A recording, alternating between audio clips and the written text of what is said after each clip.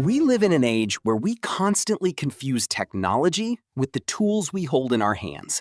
A new smartphone, a powerful algorithm, and artificial intelligence. We think that is technology. But let us look back. The Pyramids of Giza, the soaring, light-filled cathedrals of the Middle Ages, they stand there, immovable, right alongside the comparatively simple tools that made them possible.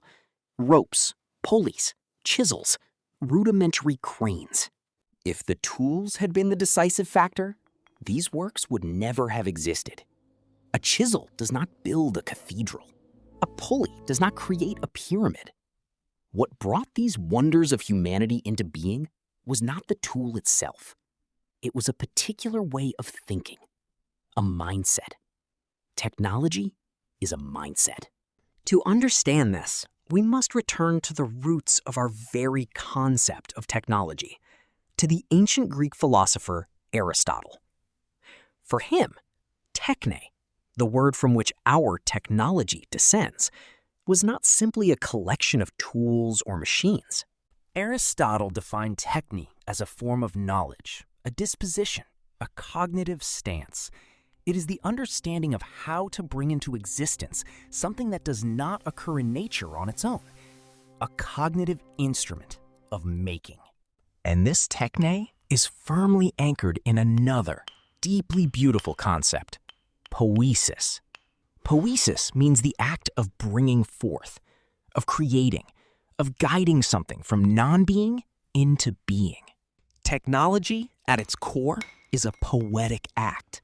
The stonemason building the cathedral applies techne to bring something new into the world through poiesis.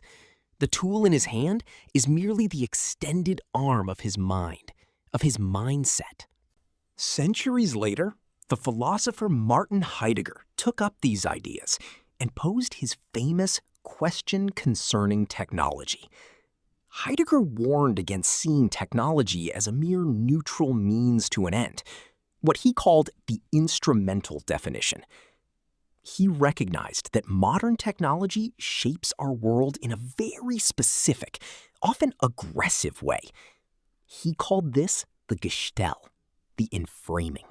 The Gestell is a disposition that regards the entire natural world and ultimately all of reality as mere standing reserve, a resource waiting to be exploited, optimized, and consumed. The river becomes nothing but hydroelectric power. The forest becomes nothing but timber production. But Heidegger also saw the possibility of rescue. He called us back to the original meaning of techne and poiesis.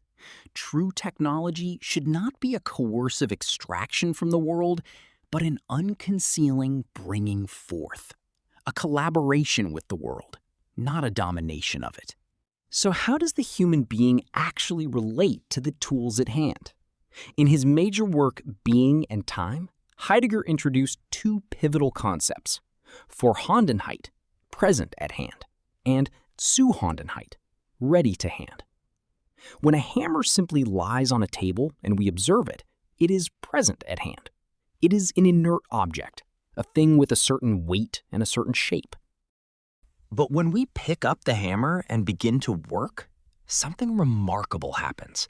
The hammer disappears from our conscious awareness. It becomes ready to hand.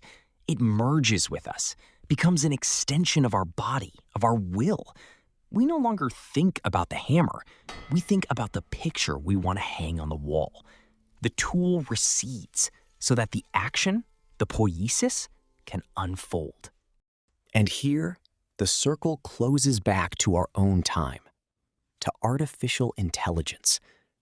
Many people today still regard AI as something present at hand, as a strange, uncanny object to be stared at, a mere tool, a piece of software on a distant server.